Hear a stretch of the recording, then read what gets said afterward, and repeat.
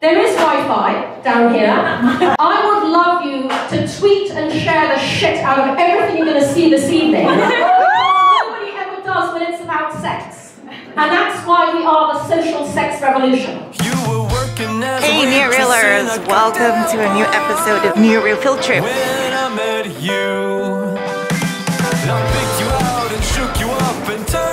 are at Ace Hotel. And it's my friend Cleo.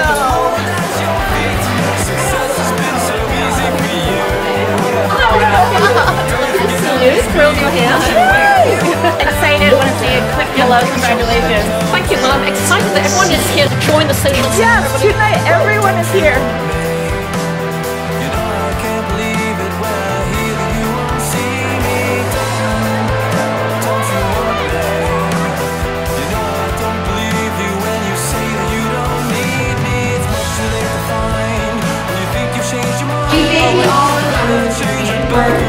Excited to have you here. I'm our friend's President and CEO of Chandelier Creative. Hello everybody, I'm Gallop. I'm the founder and CEO of MakeLoveNotPorn, and this is our amazing MakeLoveNotPorn Madam Curator, Sarah Beale. The hashtags are sex tech, social sex revolution, and make blank love not porn, and you fill in the blank to be whatever you want it to be. When you open up the conversation around sex, there's just this ease that people have, and it's like we've been friends for years, and we end up having these really meaningful conversations that I think really tell us why the work that we're doing with Make Love Not Porn is so important. I think they just hired me for my hair.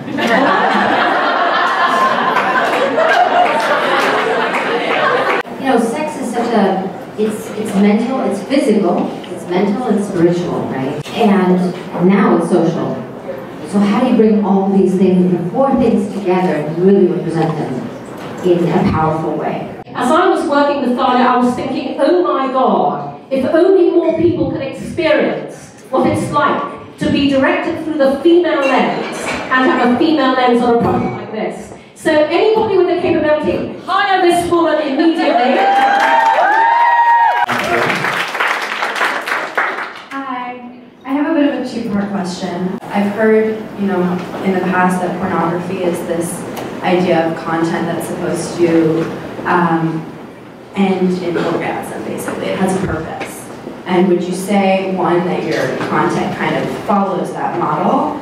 And two, based on this documentary, how can we kind of find ourselves responding to these videos if maybe relationships and love and kind of companionship aren't something that we're looking for, but we are looking for something that's separate from performative, adult industry content? The first thing you should all know, guys, is that our tagline at Make Love Not Porn is pro-sex, pro-porn, pro-knowing the difference.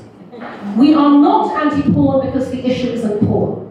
The issue is that we don't talk about sex in the real world. Social sex is very reassuring because we celebrate real-world everything. Real-world bodies, real-world hair, real-world penis size, real-world breast size. We celebrate real-world messiness, the accidents, the awkwardness. We celebrate real-world emotion, love, feelings. All we're doing is we're providing a platform to celebrate that last era of human relationships nobody else will let you. But the motivation from the social dynamics are exactly the same as socially sharing anything else on Facebook, Tumblr, Twitter, Instagram, and that's our role, very specifically. At Make Love Not Porn, we are building a community around shared sexual values.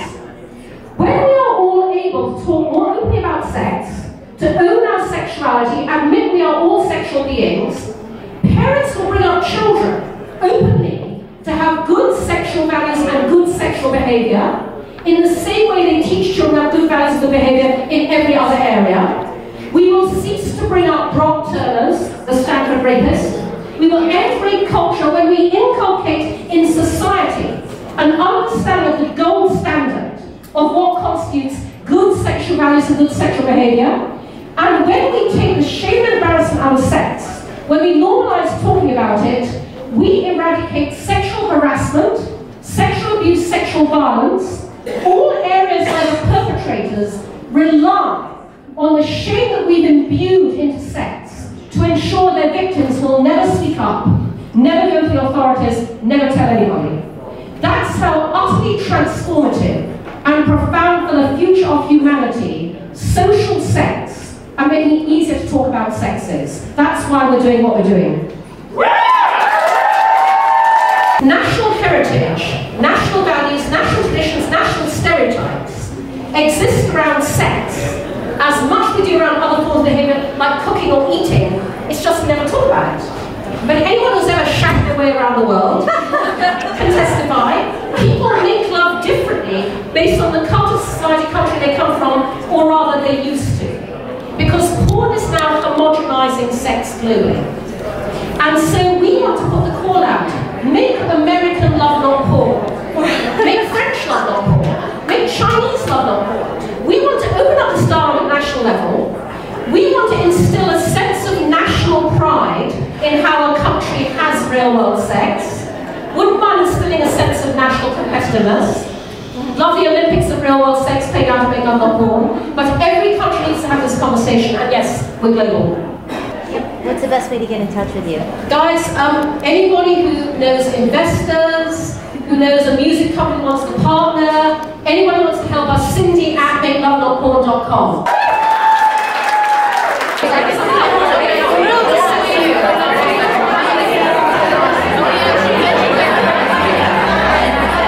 My sex tip is to always communicate with your partner, regardless of if you are a new partnership or an old partnership. It's really important to communicate and make sure consent is on the table. My sex tip is just ask your partner how you like to orgasm.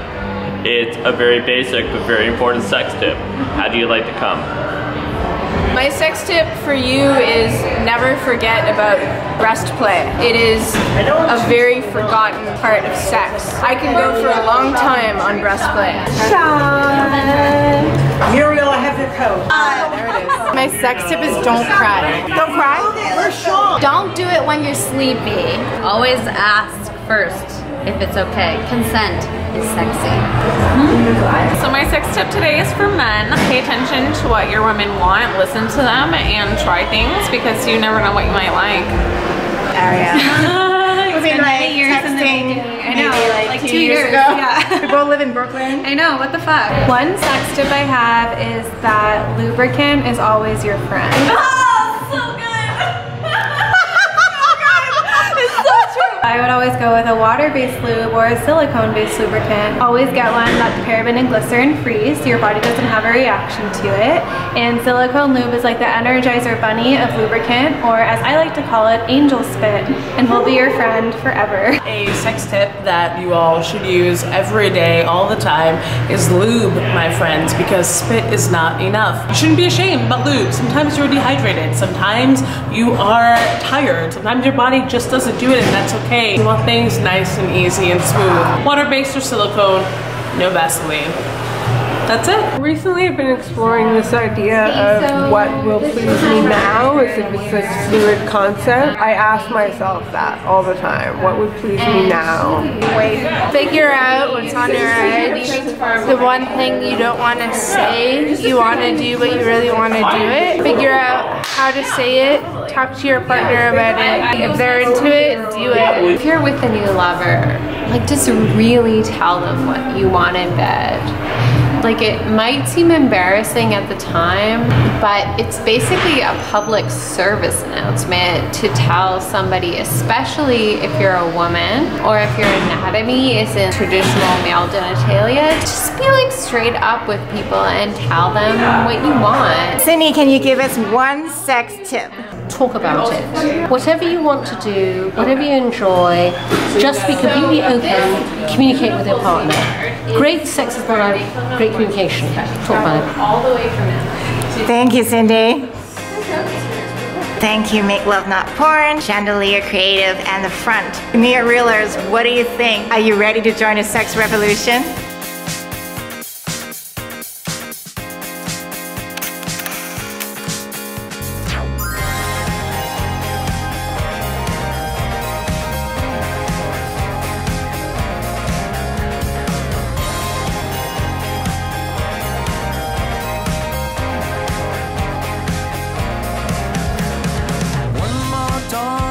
sandy bed with you calling out his name.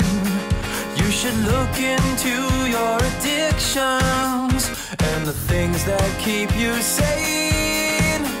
It's too far to fall. Will you hit the wall? Will you float back down to earth? You can count me out, you can sit and pout, but I know just what it's worth.